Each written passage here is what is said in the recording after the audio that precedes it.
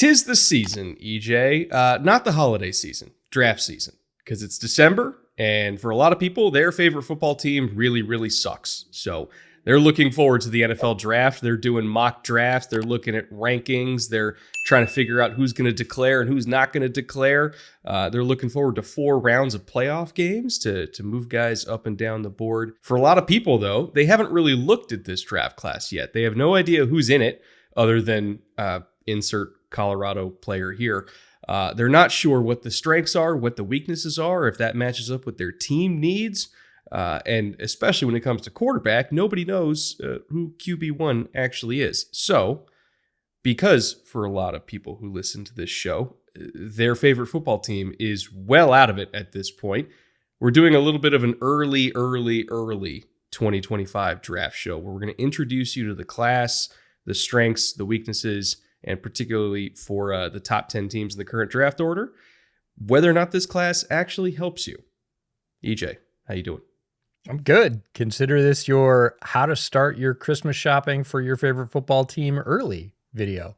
And we're not going to match up a lot of names. We're certainly not going to go through rankings, but we are going to talk about the top 10 currently as it stands now in the NFL draft, what their needs are, and what some of the strengths are in this class, and whether or not those things match up. So it's kind of which teams are in luck this year and which teams aren't. And that doesn't always line up, but it is going to line up for some lucky teams this year, and we're going to talk about it. I forgot to ask you what you're drinking, by the way. I have a Kawanda Pale Ale from Pelican Brewing. Okay, well, you do love Pelican. You also love Redbreast, so I'm drinking this for you. This is the Redbreast Tawny Port Cask edition. So good. Anything that's a port cask finish is instantly EJ's favorite, and he drank half my bottle last time he was here, so this one's for you. Thank you for leaving me at least a little bit of it. All right, before we get going here, I do want to thank Underdog Fantasy for making this show possible, as well as every single show this season and every single show in draft season, where we dive even deeper into these prospects after we watch even more tape on them and accumulate more stats. And, we'll be down on the field for the combine again, so we'll get up close looks at them there and pro days and yada, yada, yada. We have a lot of draft season to go, but Underdog's going to be there with us the entire way, just like they've been there with us this entire regular season. If you are one to play pick'ems, of course, there are new customer pick'em offers available right now, basically every single day this week. Steph Curry is the free pick'em for Wednesday. Brock Purdy is the free pick'em for TNF, which, again, we'll be doing our TNF stream this Thursday night as well. And then Friday is Wemby. So whether you play NBA pick'ems or NFL pick'ems or both at the same time for a new customer special, there's free picks basically every single day. And of course, you get up to $1,000 in deposit bonuses if you use promo code BOOTLEG. So check that out at the link in the description or at the QR code on the screen. Thank you once again to Underdog for making this show happen. Now, first topic, where this draft class is strong and where it is weak. I want to clear up probably the biggest misconception that I've seen about this class so far. Everybody knows the quarterback group isn't the greatest, but I think a lot of people are used to seeing really, really good receiver groups. And so they just kind of assume that this one's also going to be really, really good. And there's some really good prospects at the top, but boy, the depth this year at receiver is not the same. Like if you stack this class against last year's class and the one before that, and probably the one before that, like it's not even close. This receiver class, it's a down year. So that's a long way of saying T. Higgins is about to get paid an unreal amount of money. And of course, quarterback is down this year. But other than that, I'd say it's a pretty strong class. Like it's strong in the areas that we're used to. Like tackle is really good at the top. Interior offensive line is really more of a mid-round sweet spot as per usual. Running back is ridiculous. Tight end is really good. Edge is good. Interior D-line is good. DB is like sneaky good. It's not just, Travis Hunter and Will Johnson at the top. Like there's really good DBs in this class all the way down the board. So overall, as long as you're willing to look past quarterback and receiver this year, you're going to be pleasantly surprised with this draft class. And quarterback is always a need, and there is always less supply than there is demand for quarterback. That is just the nature of the position. in the NFL. It is one of the most high leverage, high pressure positions in all of sports. And as such, there are very few people on the planet who are good enough to do it at a high enough level consistently enough to make NFL teams and fans happy. This year's not really going to tilt that balance. As for wide receiver, there's some really good wide receivers. I want to say that at the top. There's some very talented players in this class. But I think two things play into this. One, like you said, the depth isn't there. And two, a lot of the great receiver play you've seen in college football this year has come from like true freshmen who are not in this draft class. So they're like, there's good receivers in college. And the answer is yes. And we'll see them in a couple of years. Yeah, they're 17. So right. Wouldn't necessarily hold up at the NFL level, but they might. But that's a discussion for another podcast. But there are some very talented receivers up at the top. But as is typical in a draft class that doesn't have a ton of depth, if you need them, you better get them quick because, again, supply is limited, demand is not. Those players are going to go off the board fairly quickly, and then you're going to get into that classic position in the draft where teams try and reach, and that's where folks get into trouble. Which is probably the best segue we're going to get into kind of looking at the top 10, right? And again, I don't know if we'll throw up a graphic on screen that shows, strength of the class. Again, not quarterback, not receiver, but tackle is good at the top. Edge is good. DT, tight end has a couple guys that are going to go top 40. Running back is absurd this year. It's one of the better running back classes I can remember in the last 10 classes or so. So keeping that in mind, when you're looking at these top 10 teams, current draft order is Raiders at 1, Giants at 2, but they both have 2 wins, so they're kind of going back and forth. The Giants have the harder schedule for the remainder of the season, so it's very possible they end up at number 1, while the Raiders maybe accidentally beat a team in the back, 4 games of their schedule. You kind of have a clusterfuck of teams at 3 wins right now. Patriots at 3, Panthers at 4, Jags at 5, Titans at 6, Jets at 7. You got the Browns at 8, the Bears at 9, and the Bengals, who are playing right now. So who knows if they're still going to be 10 by the end of us recording this. Right now, as of us recording this on Monday night, they're at 10th overall. If you're looking at the needs for this group, it's a lot of quarterback, a lot of offensive tackle, a little bit of corner, and a little bit of receiver. And we can kind of go one by one here. And I just kind of feel pretty bad for the teams at the top of the draft order because just counting them off here, 1, 2, 3, 4, 5, maybe 6.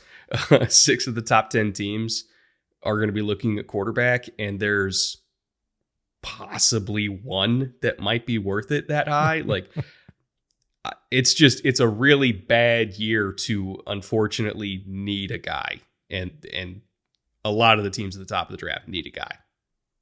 And if they succumb to that pressure, and this is multiple pressure from many places, there's the on-field pressure of, look, we need a guy to line up to play quarterback. And if not, we're going to be playing our second stringer or third stringer from this year.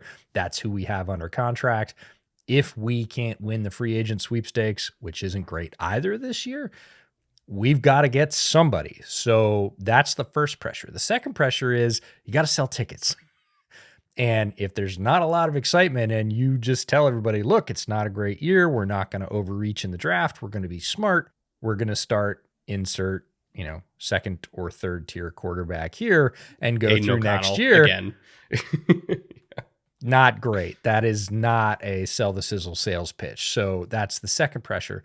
And the third one is, well, maybe they're not that bad, right? Maybe next year's class isn't going to be any better. And we've told you that the whole next year's class in quarterbacks is always kind of fool's gold because some guys are going to declare, some guys are going to get injured. With NIL money in college, guys can just stay on now if they're comfortable with their spot and just wait for the class that they are best positioned in to leave. That's in their best professional interest. That balance has shifted significantly between college and the pros. So there is a lot of pressure for these teams to get a player. And there are not a lot of players who are going to be plug and play, no competition, automatic, put them in starters. It doesn't mean there's not talented quarterbacks in this class. There are talented quarterbacks, but if you need a guy who is going to start all 16, 17 games next year, that guy is not at this point of the process poking his head up through the ice and saying, I'm the one. You're projecting, you're reaching. And if you project too much, you end up in the Kenny Pickett scenario. We'll talk about that a little bit later, but there's a tremendous amount of temptation to do it. And unless you feel really, really good about your guy, and teams do, teams have different grades on these guys. Some teams will think the anointed starter is in there, but a lot of teams, and certainly a lot of scouts, think that's not the case. So let's not reach into the cookie jar just because we need a cookie. I mentioned a lot of teams need tackle at the top, and it's interesting how a bunch of the teams that need quarterback, which Raiders, Giants, both need quarterback. Patriots are fine. Panthers might suddenly be totally fine. Bryce has played well in the last few weeks since coming back. He's looked really, really good, night and day. Jags are fine. Titans need one. Jets need one. Browns need one. So that's at least 5 teams. And then depending on your opinion on Bryce Young, you could say 6. Personally, for me, I'm holding it at 5. So at least 5 need a quarterback. But if you're looking at the Browns, they need a quarterback and a left tackle because Jed Wills is hurt again. I don't think they're going to re-sign him. They don't have an answer at left tackle. The Jets, similar story. They only have Olu on contract for next year. Tyron's not going to be there. As of right now, Morgan Moses isn't going to be there. So they still need another tackle too, not just quarterback. Titans obviously need a right tackle and a quarterback, unless you believe in, Will Levis maybe doing this again for year 3. But again, depends on your opinion of Will Levis. Either way, they need both. And then, of course, Patriots need offensive line. Bears need offensive line. There's at least 5 teams in the top 10 that need a tackle. So in the absence of quarterback, if teams kind of hold their water and say, we're just not going to do it this year, we don't feel like, blowing our payload, I could see as many as 4 guys in this tackle class go in the top 10, not because they're the 10 best players, but just because it's historically safe relative to other positions. There's huge team need for it. And if you're taking some of these quarterbacks in particular in this class and you don't have a solution at tackle, you're probably going to ruin them anyway. So if anything, I think this is one of those years where it's tackle, corner, Tet McMillan, tackle, and maybe a quarterback goes in the top 10 to the Giants, to whichever one they like the best. But I don't know, man. If we're just talking about grades on players, it seems like an O-line run to me. I think I'd switch that over to the other side and say it's probably going to be a defensive line run for some of these teams. If they are back and forth between offensive tackle and defensive, I'm just going to say defensive line because there's both defensive pass rushing tackles and there are some edges, a bunch of edges in this class that are really good. Those are also high profile positions. And again, if you're in that line for an offensive tackle, but you also need pass rush, which many of these teams do, and you are now looking at the 4th best offensive tackle or say the 2nd best interior defensive line pass rushing player in this draft, the value is going to be on the defensive side, and you can get a blue chip player in this draft in the top 10 who is going to be worthy of that selection. So we're going to see that balance play out too. But yeah, the teams that just need quarterback are going to have to come up with a draft strategy or really just a team building strategy. And team building is free agency, trades, the draft, everything to say, man, how can we put this off for a year? Or are we going to get a 2nd round quarterback? Obviously, outside the top 10 picks of the 2nd round, fortunes decline pretty seriously for quarterback success. So if they're in that boat, are we going to risk that gamble? Is that the way we're going to bridge, is with a rookie from the 2nd round? Again, not a super hopeful stance, but that allows them to free up that 1st round pick and get a better player, whether it's an offensive tackle, a defensive pass rusher, or some other star. Again, like you said, if they have a wide receiver need and they believe there is a shining star at the top of this class and they want to get him before he's gone, maybe they do that. There's one last team I want to bring up in terms of how the top 10 teams fit with the strengths of this class, and that's the Jags.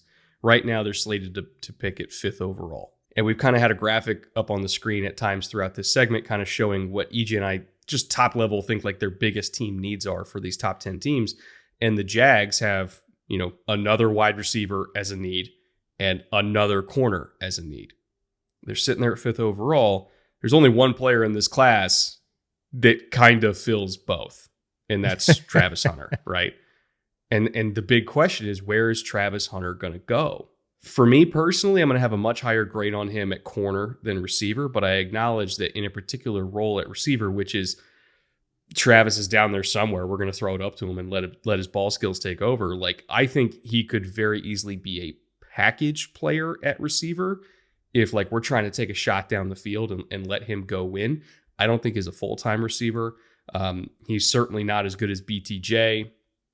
We've seen Parker Washington make some plays.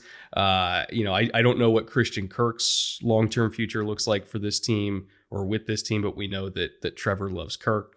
But he would not be one of the top 2 receivers on this Jags team, even as it stands right now. He definitely would be a starting corner, though. And so I look at Travis Hunter and I'm like, okay, make him a full-time corner, and then you bring him on as a number 3, maybe like 10 times a game, so that he doesn't have to learn the entire playbook.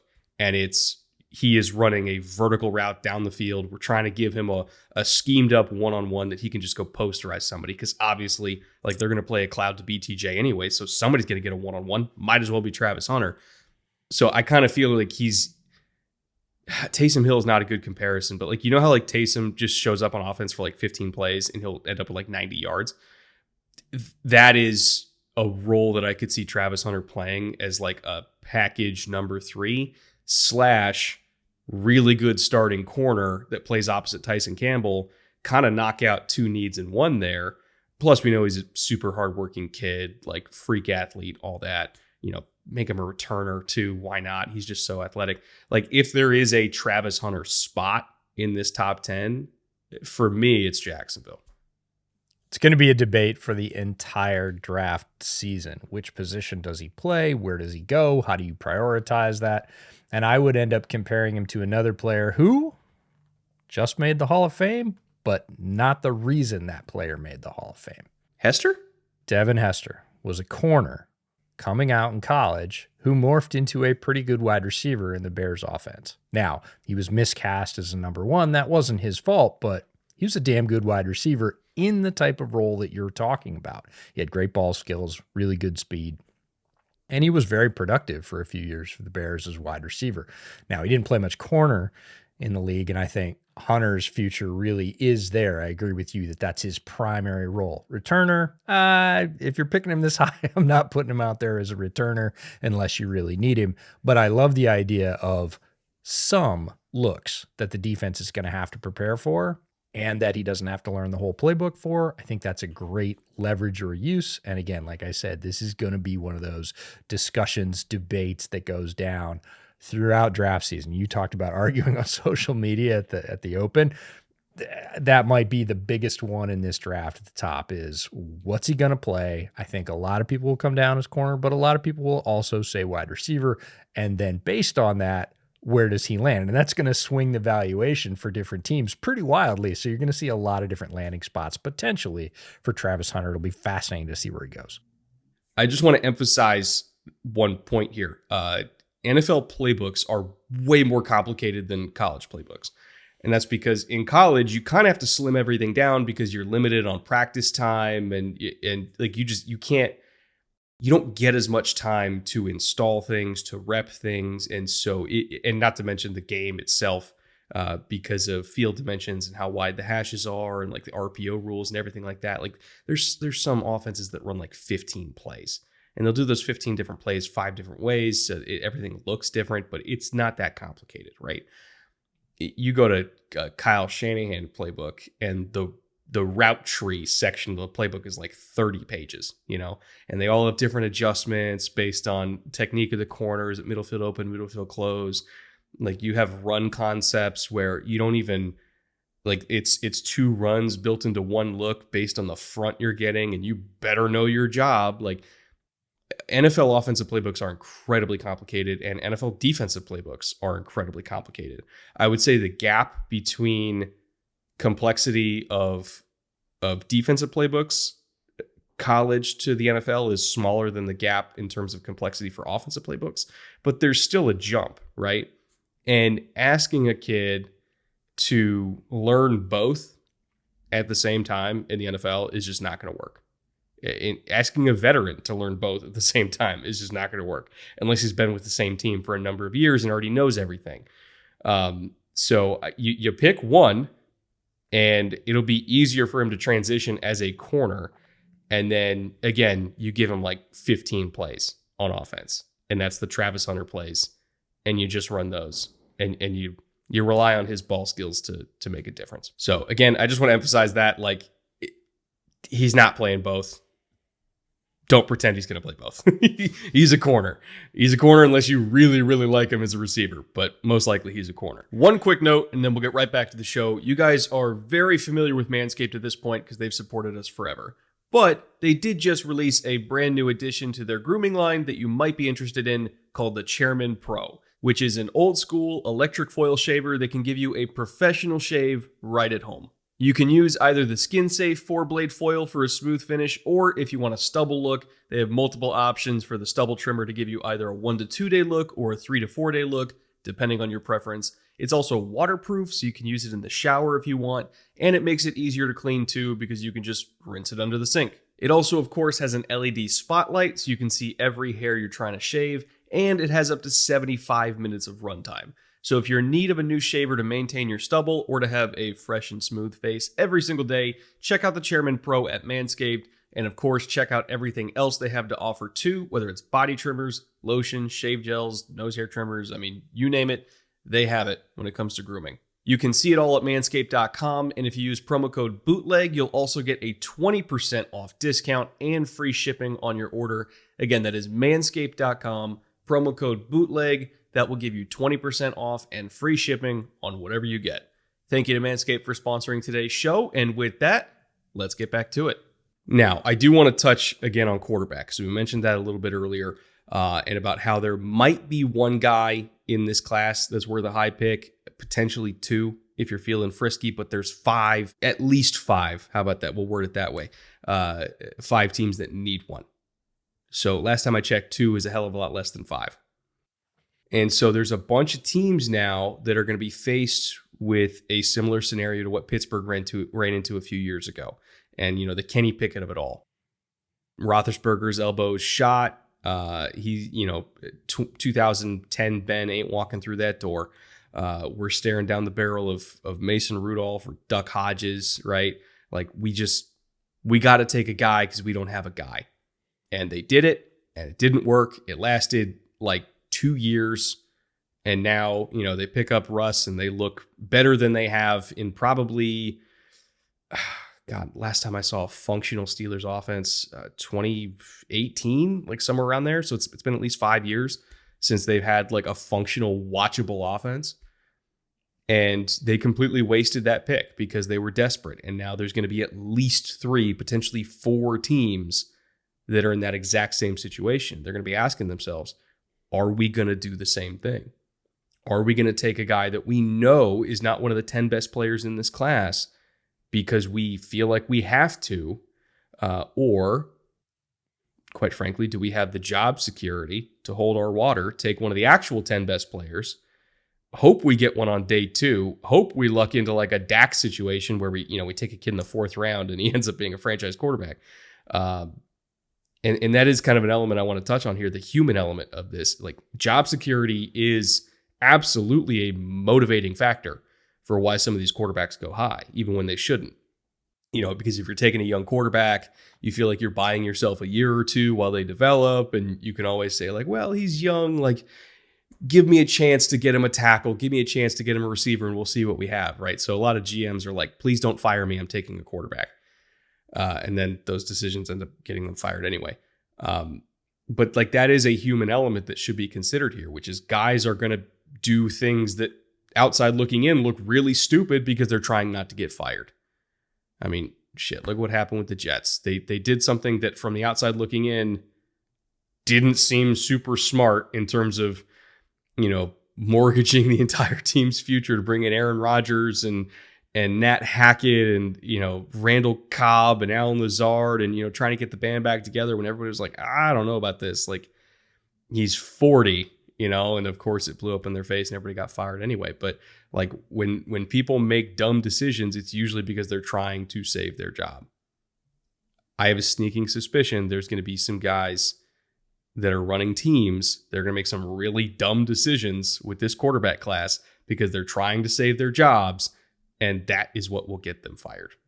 It really starts, push comes to shove, about the third team that needs a quarterback, because there's a couple guys at the top you can make an argument for. And if you really like them and you believe they fit with your system and can develop, you've done all your pre-draft work, you've had all your interviews, you've seen all the testing, you've seen all the tape, and you go, I think we can do this. I think we can make this work. There's a couple of guys that you can make the argument for. And quite frankly, to be completely honest, there's a couple of guys down the board that will work better than we think. There always are. We'll call them the Brock Purdy's of the world. Something changes and they reach a ceiling that we didn't believe they could based on everything we'd seen. It's not bad analysis. It's a major shift that we weren't privy to. So that'll happen too. But betting on that, betting your professional future on that as an NFL team builder is extremely risky business. People will always go back to the Tony Romos, the Russes, the Daks, the down the board players that developed. If you look at the overall numbers, those are extremely rare. Like, you have a better chance to find a pearl. And those chances aren't great either. So they're going to be looking at it, but the first couple I think can justify those choices and say, yep, we like the fit. We have a need. Yes, it'll buy us a couple of extra years. When you're the third team, again, in the top 10, you're looking for a quarterback and those first two are gone. And now you're on the fence with the third, maybe the fourth guy, depending on somebody else's rankings. And you're looking at taking that player opposed to all the blue chip talent that is left in all the other categories you need, because let's be honest, teams in the top 10 don't have just one need. They've got multiple needs, and they're going to have to balance those. And they're going to be held to account for saying, oh, you took X at quarterback instead of all the other players that were picked after them in the top 10 that become blue chip, all pro, possibly Hall of Fame players. That's the way the draft goes. And it's a scary proposition. But if you're the third team, that's where push is really going to come to shove. And the decisions are going to get a little bit ugly.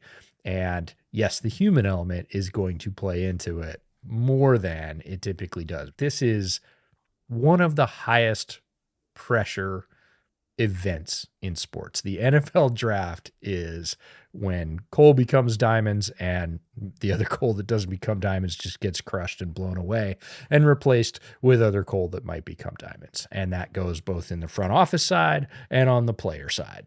So we'll see what happens, but that's when it's going to get really interesting. And there are going to be a couple of real groaners and head scratchers. You see the fans every year react during the draft when their team picks a quarterback who is fourth or fifth on their list, and they really thought, we shouldn't have done that. A lot of times the fans turn out to be right there. Not always. Sometimes those players develop, but you get into the third spot, the fourth spot, the fifth spot. Those are going to be where some of the ugly decisions get made. You know who went right after Kenny Pickett, by the way? Because the Steelers, again, took him, right? And the talent that was on the board that went within, I think it's within 5 picks of Kenny Pickett. Trent McDuffie, Tyler Smith, Tyler Linderbaum. One of the best corners in the NFL, one of the best centers in the NFL, one of the best guards in the NFL, all went right after Kenny Pickett. Which, by the way, guess what other positions the Steelers needed in the next subsequent drafts that they had to spend picks on because they didn't have anything? Oh, yeah, corner, center, and guard. So those are just kind of the decisions that, you look back on and you understand why they did it at the time, but you're still like, please, God, don't. And they just, it's like a high two-seam fastball. Can't hit it, can't lay off it. If you study the draft, that opportunity cost that you just highlighted is the one that makes you think, or should make you think, not twice, not 3 times, but like 4 times about reaching for a quarterback high in the top 10 because, like you said, that very team had to come back to those very positions and they had all those options right there. Could have picked one of those players and just said, look, we're going to do something else or we're going to push the quarterback choice off till next year. An extremely hard thing to do, but if you look back at draft history, 9 teams out of 10 would have been better off to do it that way. And I kind of want to have a specific discussion about some of these quarterbacks, by the way, because I don't want to just say like, this is not a great class without telling you why I think that. And again, we have a long way to go on the evaluation. Like, again, we're going to be watching them on the field, throw at the combine.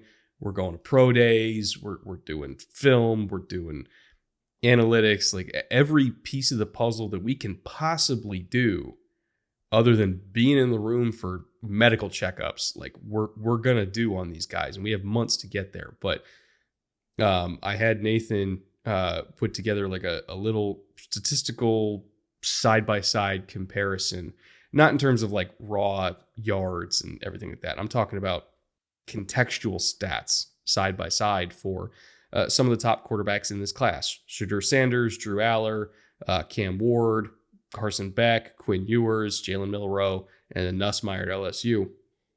Because I wanted to see, or I wanted to put their service level stats into context, right? And I can throw some of these images up on screen so that you guys can see them for yourself. But some of the numbers that really stood out to me: Shedeur Sanders, who gets praised a lot for completion percentage and production and everything like that. 22% of his passes are screens, and an additional 15.5% are RPOs. That is a massive amount of manufactured production. Cam Ward, even higher RPO percentage at 18%, even though it's less screens. Super high RPO. Quinn Ewers, in terms of play action percentage. Keep in mind, Quinn also has the best offensive line in college football. His play action percentage is 43.25%. That is absurd. Meanwhile, you look at Drew Aller, screen percentage 11%, RPO percentage 6%. So that is like actual like NFL numbers in terms of how much of your production is manufactured or not. And especially with wider hashes at the college level, like numbers that low are not common. That means that they are asking him to make a higher percentage of big boy throws than everybody else in this class. If you're looking at, specific numbers, whether it's the mid ranges, 10 to 19 versus 20 plus, if you're looking at big time throw rate, super deep down the field, Shedeur Sanders, that's where he shines. 29% of all of his throws, 20 plus yards down the field, are big time throws. But if you're looking in the intermediate level, 10 to 19, he's at 1.4%. So he doesn't make tight window throws in the intermediate, but he'll make some absolutely absurd throws deep down the field. So it's such an odd class. And if you're looking at the contextual stats, they are all over the map, which is why it's going to take forever to figure out who's actually worth this high pick. But looking at these guys, there's nobody that really stands out immediately to my eye of like, yeah, the Giants can take them number one and feel good about it. Like that just doesn't exist in this class. It's going to be really difficult. And I had a high school basketball coach that used to get really mad at us if we took jumpers outside the paint that weren't threes. He was like, what are you doing? Either it's, give me an 8-footer that you can make 8 foot and in, or make it a 3. Don't take these long range 2s. There's no reason to. And we're seeing that sort of personified in the college game of we will do the high risk explosive play down the field.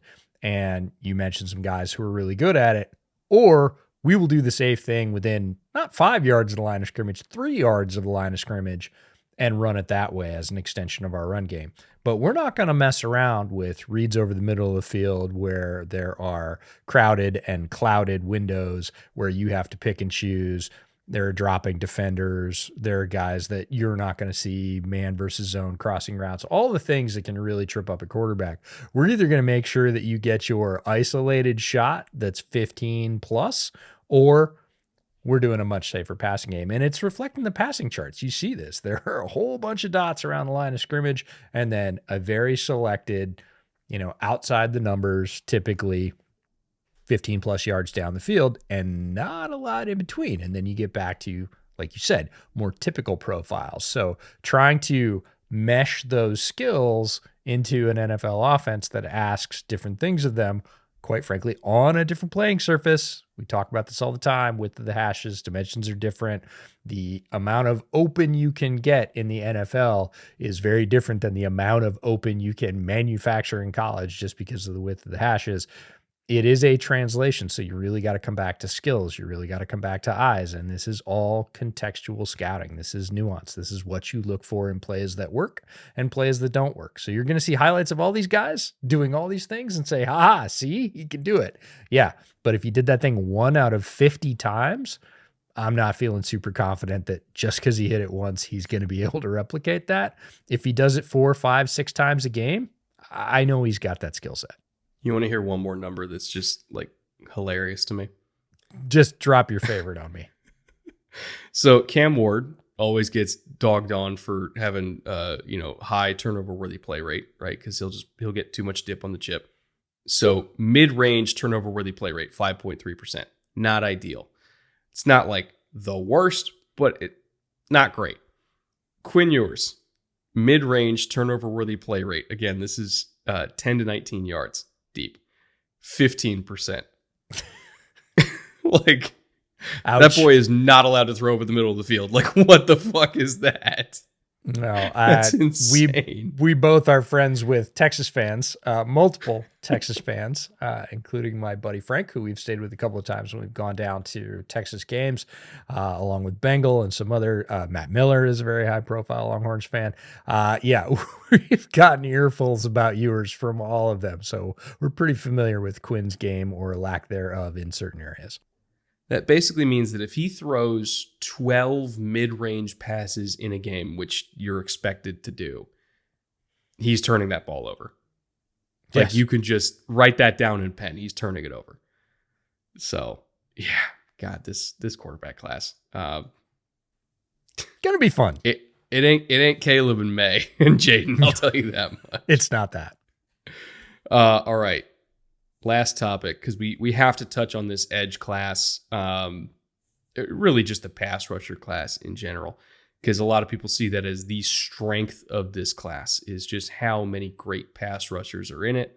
I've watched, as far as like at least 2 games, I've watched 5 guys of at least 2 games, and I still have another, I have 5 months to get through another 40. Doing 4 games plus each for 40 guys. So, we're early on here, but I like what I've seen so far. I've seen a couple up close. I was down on the sidelines for Penn State USC, so I got to see Abdul Carter up close, and good God, he's an athlete.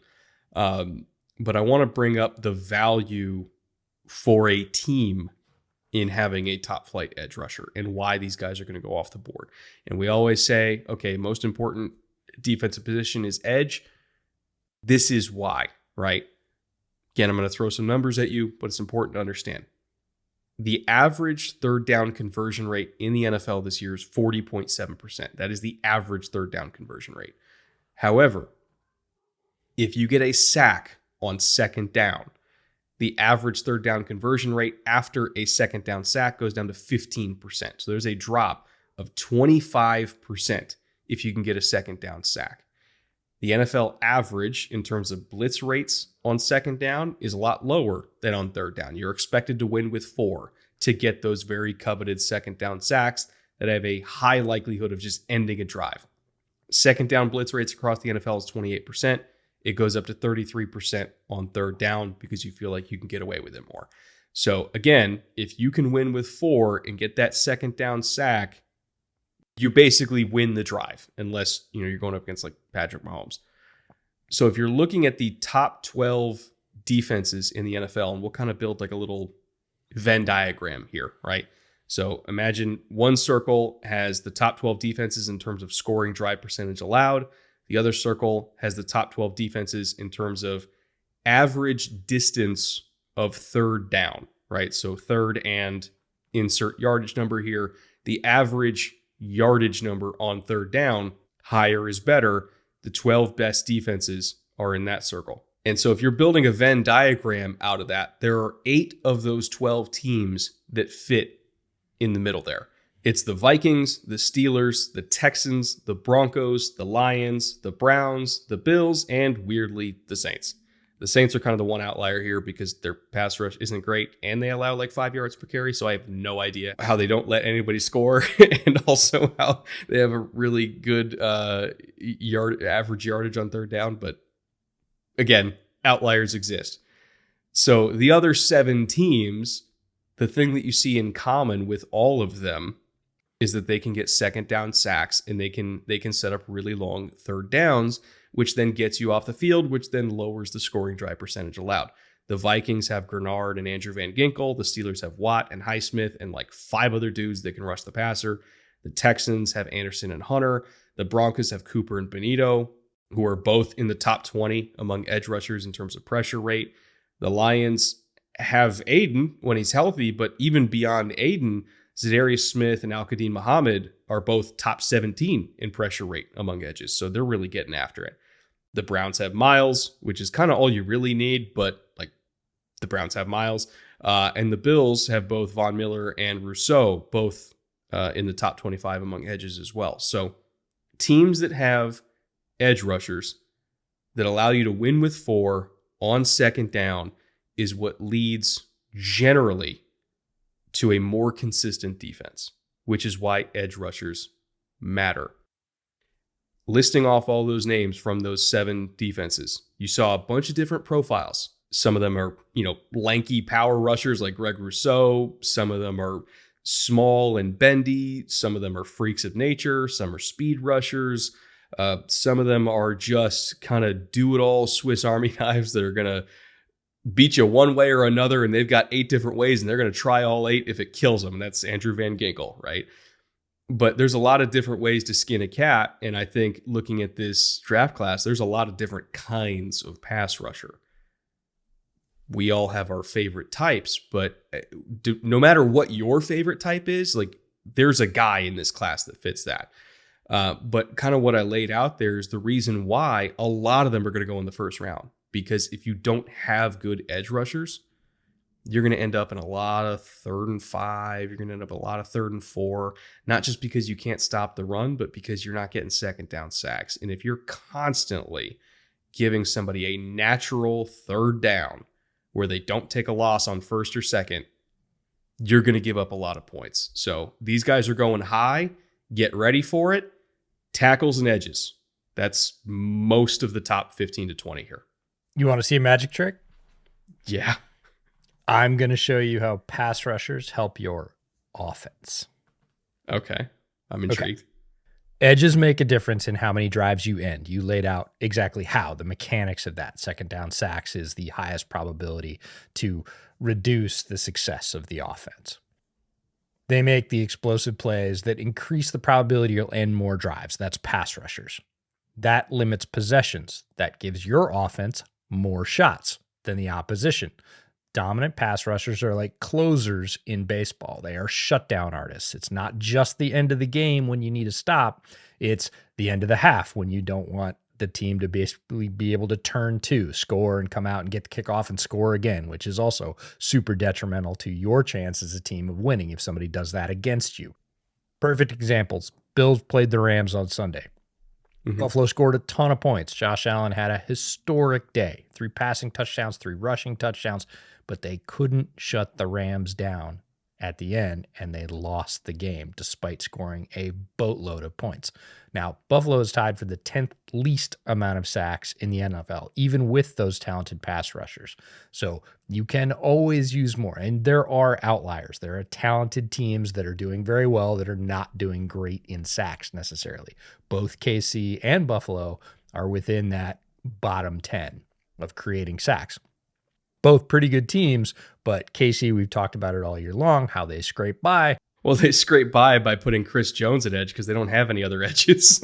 And Chris Jones is like that baseball closer. We've seen Yep. it. We saw it in the championship run last year, going over to Andy Reid. And he says to Andy Reid when he's mic'd up, "Don't worry, coach, I got it. I'll make a play." And he goes out and does.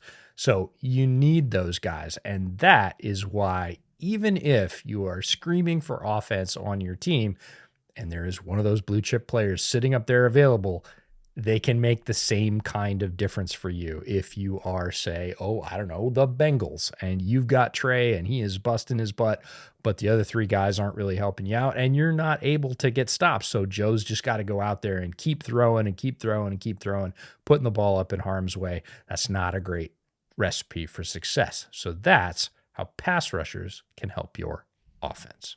And if that translates into you getting one extra possession in a game, if you get 12 and they get 11, you're probably going to win, honestly. Like, unless you're, getting careless with it and you have 12 because you keep turning it over. But like, if you don't screw up the turnover battle and you have closers that can get you the ball back with, say, 4:30 to go in the fourth quarter when you're down by 1 point, like KC just did, like, that last possession is all you need.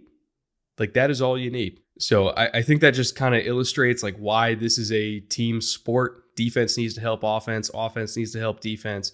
But if you don't have edge rushers, you're dead in the water. Look at Atlanta.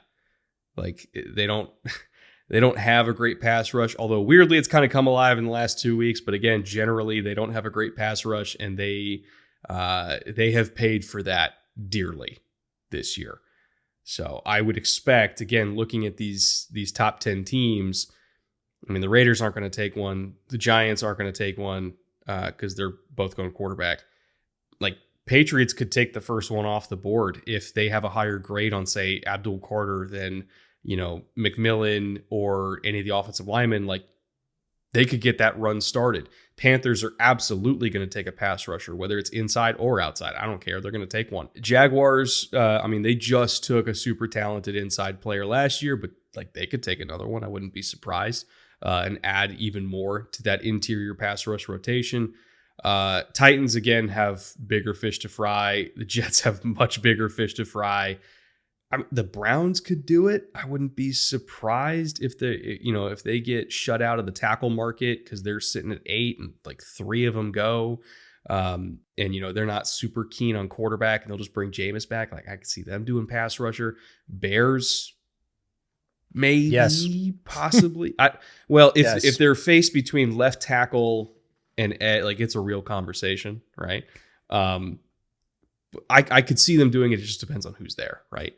And then Bengals, like, that's top of the list, So, again, edge will go early. It will go often. I wouldn't be surprised if, like we mentioned KC, if they're picking at 32, like, they might trade up for one because they're so desperate and they know that they might not get the one they want at 32. So, like, there's going to be a bunch of pass rushers that go early on here.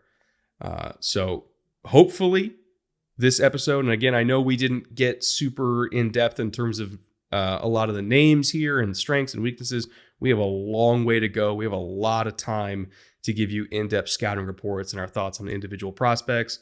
We're going out to the Shrine Bowl next month. So around then is usually when we start kind of really giving our thoughts on prospects. But hopefully this was kind of a good primer for you to get ready for draft season, especially if you're a fan of a bad football team. Before we get out of here, EJ, any final thoughts? All shapes and sizes in all the positions we talked about. I think defensive line and edge rusher, defensive line, however you want to characterize the differences between the two, both are going to be loaded. And there are some really fun players in this draft. And even some of the positions we didn't really touch on, like tight end. We mentioned it way at the top of the podcast. This is a really good tight end class. And we've seen the impact guys like Brock Bowers have had. It doesn't really matter what you call him. His impact on offense has been noticeable and immediate for the Raiders. Other teams are going to be looking for that in this next draft, and there's a lot of options for them. We've seen a resurgence in the running back market as well with Saquon and others. Teams kind of leaning back into, having a really good running back could really help us. So those options are going to be available as well. Like Brett said, we've got tons of draft coverage coming your way. Stick with us for all that in terms of specifics, but we knew we wanted to kind of wet your whistle a little bit. Yeah, we didn't even say Ashton Genty's name at any Not point yet, today. but we will. Or Cam Scadaboo or Malachi Starks. Like there's good players to be had in this class. So once again, thank you for watching and listening wherever you happen to be watching and listening. Thank you to our friends at Underdog for sponsoring the show. Thank you to our clothing partner, Homage, which of course at the link in the description or at the QR code on the screen, if you want to buy merch for your favorite football team, whether it's pro or NFL, or you want to get bootleg merch and directly support the show, whatever you get, if you use our link, we get a cut of it. Even if you don't buy bootleg stuff, whatever you buy, it helps us. So appreciate all of that. Thank you to all of our executive producers on the Patreon. Once again, Fitzy, Andrew, Connor, Eichen, Liam, and Mike. Once again, thank you to all you gentlemen for supporting us for as long as you have and helping to make this show work. I got nothing else for you. EJ, I have not checked on the Bengals score, so I'm going to go see if they're still going to be a top 10 team, and we'll see the rest of you in a few days.